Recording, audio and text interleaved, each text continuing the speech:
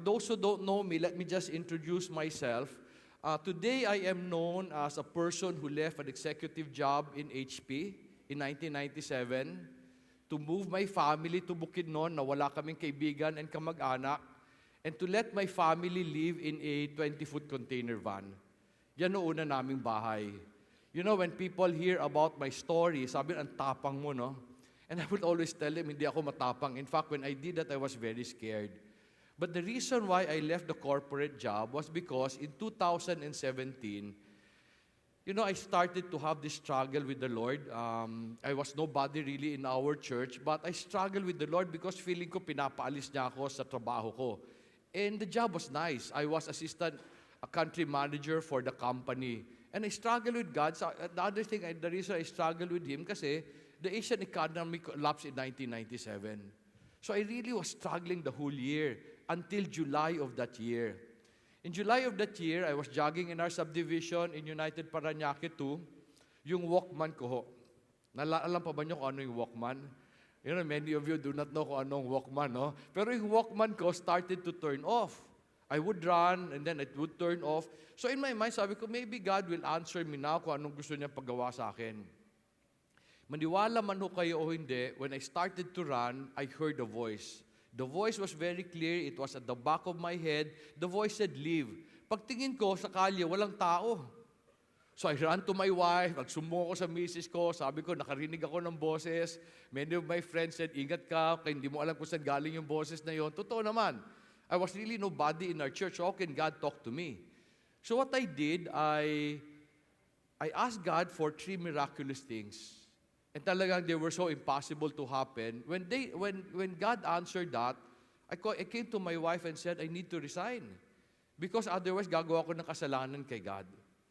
And so the reason why container van ho yung aming bahay was because I forfeited my retirement. I resigned eh. So wala ho kaming pera, and that's the only thing I could afford. In fact, we could not even afford to put up our own business.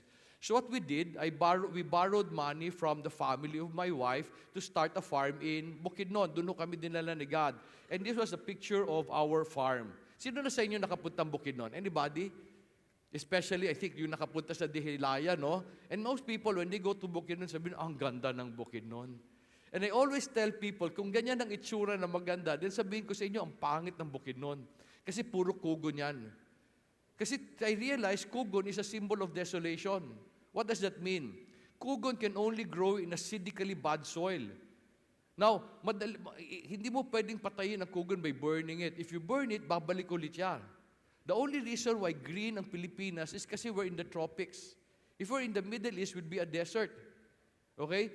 I realized that the way to kill kugon is to improve the soil. Pag pinataba mo yung lupa, kugon cannot survive good soil. And you go around, no, people also say, ang ganda ng Batanes. When I went to Batanes, puro pa rin kugon. Okay, we just like the color green, but it's a symbol of desolation. So, ganyan ho yung naabutan namin na lupa in 1998.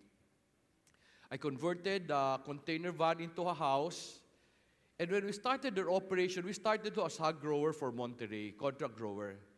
When we were starting operation, you know, I realized some things that are very sad for my family.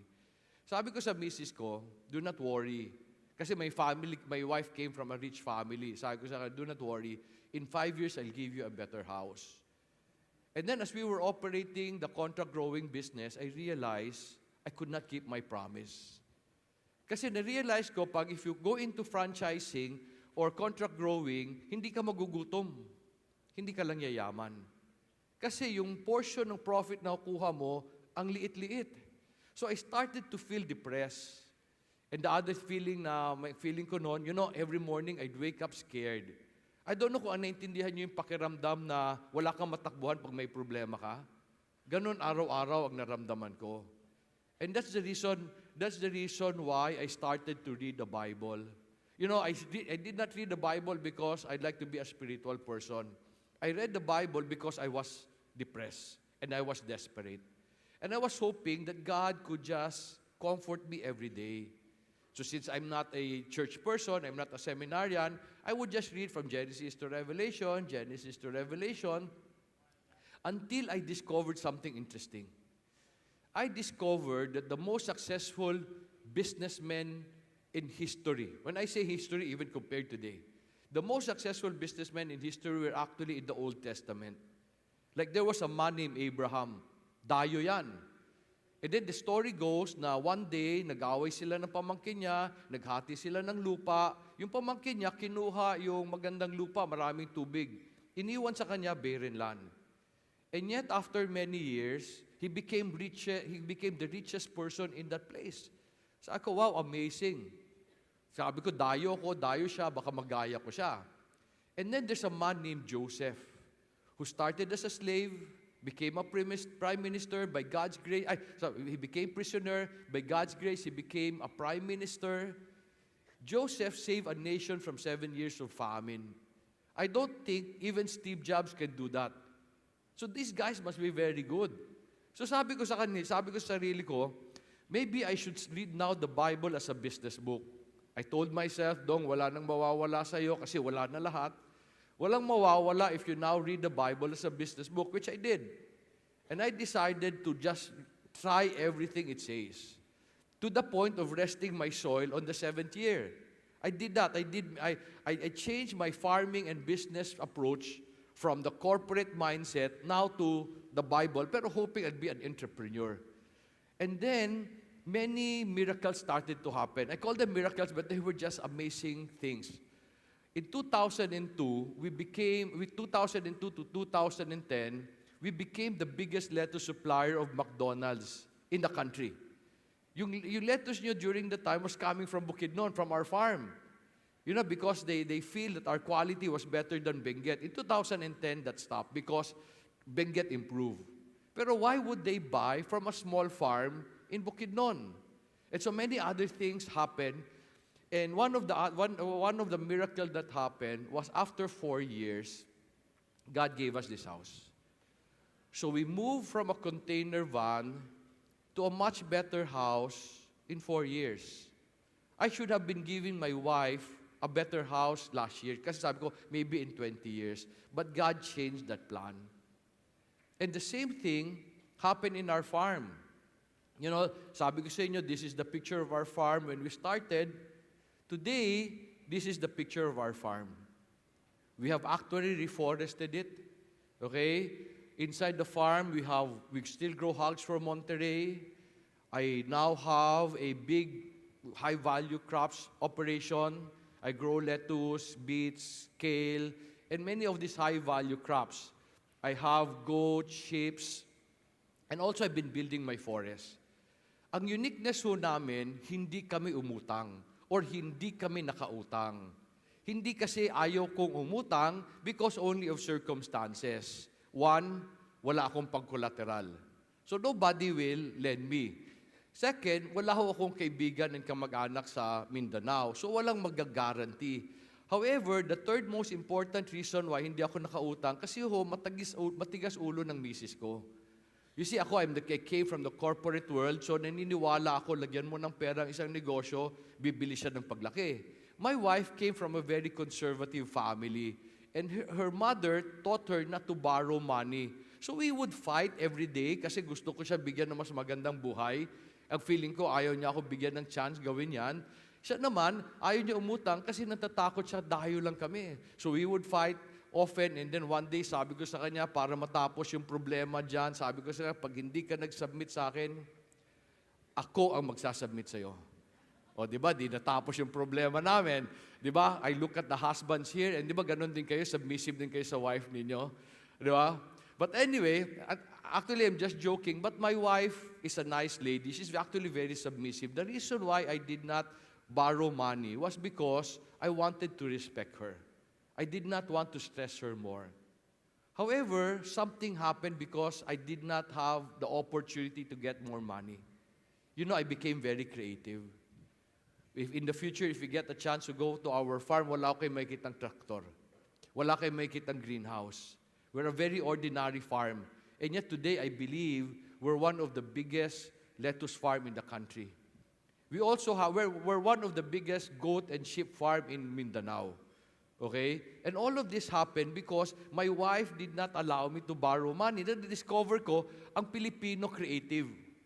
huwag mo lang bigyan ng pera.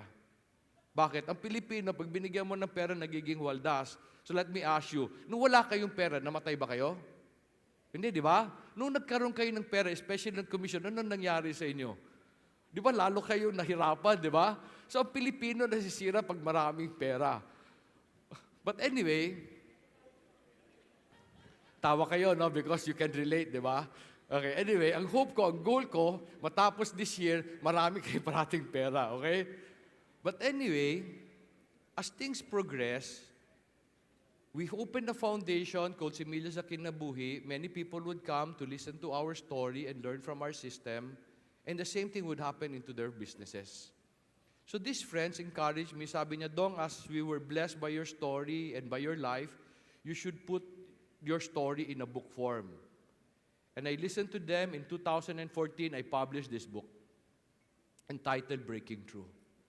The reason why I chose the title Breaking Through is because naniniwala ako yun ang kwento namin of how God took us from a position of need to a position of abundance. And I realized that God really wanted me to write the book because He wants people to know that He wants to create a breakthrough in your life. Tama ba ako na all of you are looking for breakthroughs? Am I correct, di ba? All of us are looking for breakthroughs. We try so many things, and yet, nahirapan tayo. There are now more ideas, more technologies to help us, and yet hirap pa rin tayo. And I want you to know that I really believe the only reason why God blessed me so that I can tell you, kaya niyang gawin sa inyo. Kung kaya niyang gawin sa akin, kaya niyang gawin sa inyo. You know, I said in the book that the God who was alive during the time of Abraham is still alive today. Now, if that is true, ang tanong, bakit hindi natin siya maramdaman? Ang sagot ko, kasi tinawag mo sarili mong Kristiyano eh. And yet, ang tanong, when do you go to God? Di ba, pag desperado na kayo, marami na kayong nagawang mali, you go to God hoping that He will correct it. Minsan, ang komplikado na ng buhay nyo, hindi niya na ma-undo yung ginawa nyo. Do you know what God did for me? God stripped me of everything I have until I had nothing. No friends, no relatives, no money, and the only thing I could do was go to Him. And this is what God has done. So hopefully I can share with you what He has done and encourage you really to go to God.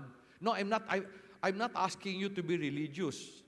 Okay? I use the Bible as an operating manual. I'm a very practical man.